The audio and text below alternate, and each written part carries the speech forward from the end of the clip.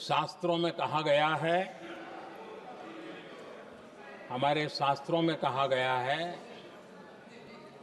शस्त्रेण रक्षिते राष्ट्रे, शस्त्रेण रक्षिते राष्ट्रे शास्त्र चर्चा प्रवर्तते। अर्थात जब राष्ट्र शस्त्र से सुरक्षित होते हैं तभी वहां शास्त्र की, ज्ञान की चर्चाएं जन्म ले पाती है। जब सीमा पर सेनाएं मजबूत होती हैं तभी लोकतंत्र प्रखर होता है। आदरणीय अध्यक्ष जी, ऑपरेशन सिंदूर बीते दशक में भारत की सेना के सशक्तिकरण का, कांग्रेस के शासन के दौरान सेनाओं को आत्मनिर्भर बनाने के संबंध में सोचा तक नहीं जाता था। आज भी आत्मनिर्भर शब्द की मजाक उड़ाई जाती है। वैसे वो महात्मा गांधी से आया हुआ है, लेकिन आज भी मजाक उड़ाई जाती है।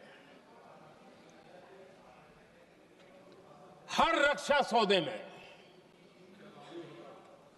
कांग्रेस अपने मौके खोजती रहती थी।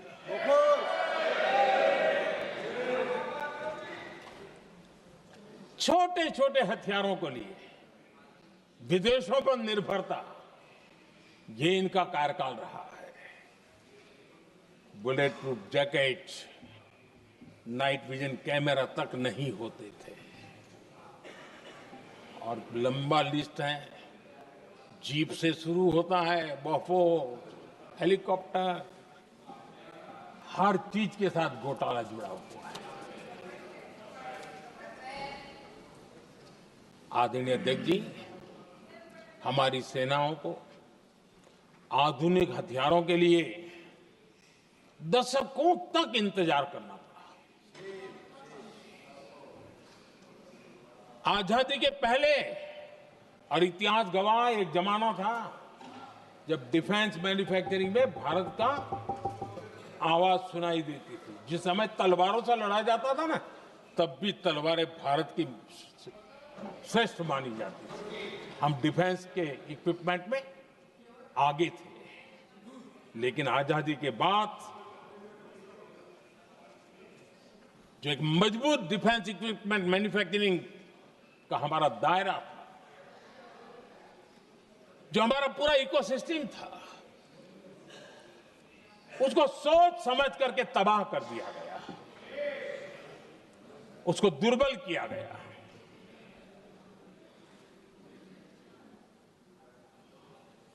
रिसर्च और मैन्युफैक्चरिंग के लिए रास्ते बंद कर दिए गए। अगर इसी नीति पर हम चलते तो भारत इस 21वीं सदी में ऑपरेशन सिंदूर के संबंध में सोच भी नहीं सकता। यह हालत करके रखा हुआ था उन्होंने। भारत को सोचना पड़ता कि अगर कोई एक्शन लेना है तो शस्त्र कहां से मिलेंगे, साधन कहां से मिलेगा, बारूद कहां से मिलेगा, समय पर मिलेगा या नहीं मिलेगा, बीच बचाव में रुकता नहीं जाएगा, ये टेंशन पालना पड़ता है।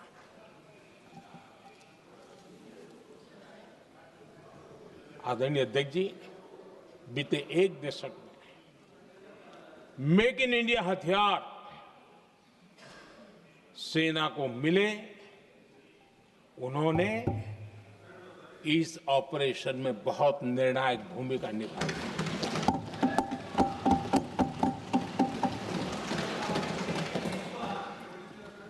आदरणीय अध्यक्ष जी,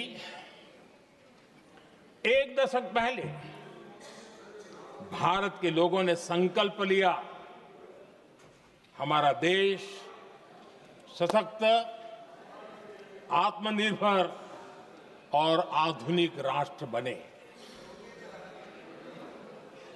रक्षा, सुरक्षा, हर क्षेत्र में बदलाव के लिए एक के बाद एक ठोस कदम उठाए गए, सीरीज ऑफ रिफॉर्म्स किए गए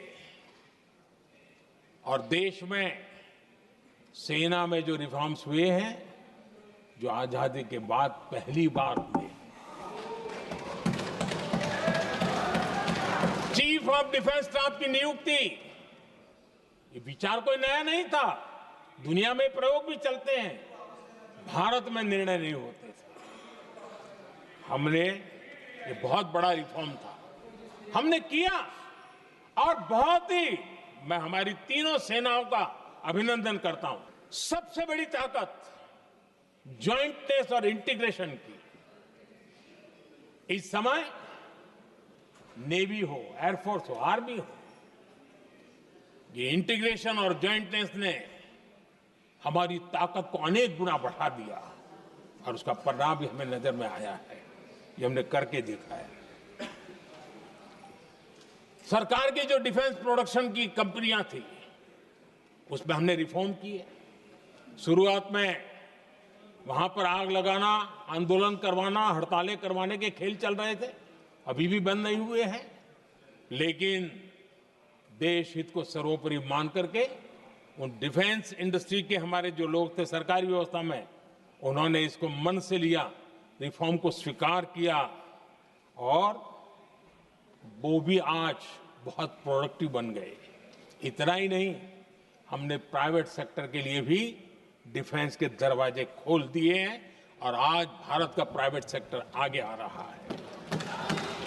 आज स्टार्टअप्स डिफेंस के क्षेत्र में हमारे 27-30 साल के नौजवान, टियर 2, टियर 3 सिटी के नौजवान, कई कुछ जगह तो बेटियां स्टार्टअप का नेतृत्व कर रही है। डिफेंस के सेक्टर में सैकड़ों की तादाद में आज स्टार्टअप काम कर रहे हैं।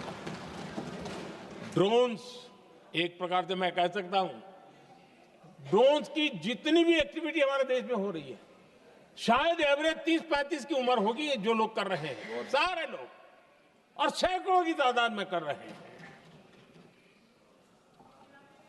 और उसका ताकत, क्योंकि इनका भी योगदान था इसमें, जिन्होंने इस प्रकार के प्रोडक्शन किए हैं, और वो हमें ऑपरेशन सिंदूर में बहुत काम आए। मैं उन सबके प्रयासों को बहुत साधुवाद करता हूं और मैं उनको विश्वास दिलाता हूं, आगे बढ़िए, अब देश रुकने वाला नहीं है। आदरणीय अध्यक्ष जी, डिफेंस सेक्टर में मेक इन इंडिया ये नारा नहीं था, हमने इसके लिए बजट पॉलिसी में जो परिवर्तन करना था, जो नए इनिशिएटिव ले रहे थे, वो नए इनिशिएटिव लिए। और सबसे बड़ी बात, क्लियर कट विजन के साथ हमने में जो परिवर्तन करना था, जो नए इनिशिएटिव ले रहे थे, वो नए इनिशिएटिव लिए।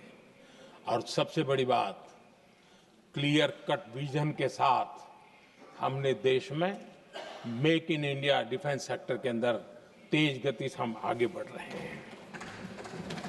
आदरणीय अध्यक्ष जी, एक दशक में डिफेंस का बजट लगभग पहले से 3 गुना हुआ है। डिफेंस प्रोडक्शन में करीब करीब 250% वृद्धि हुई है, 250% वृद्धि हुई है। 11 वर्षों में डिफेंस एक्सपोर्ट 30 गुना से भी ज्यादा बढ़ा है, 30 गुना से ज्यादा। डिफेंस एक्सपोर्ट आज दुनिया के करीब 100 देशों तक हम पहुंचे। और आदरणीय अध्यक्ष जी, कुछ चीजें ऐसी होती हैं जो इतिहास में बहुत बड़ा प्रभाव छोड़ती हैं। ऑपरेशन सिंदूर ने डिफेंस का जो मार्केट है, उसमें भारत का झंडा गाड़ दिया है।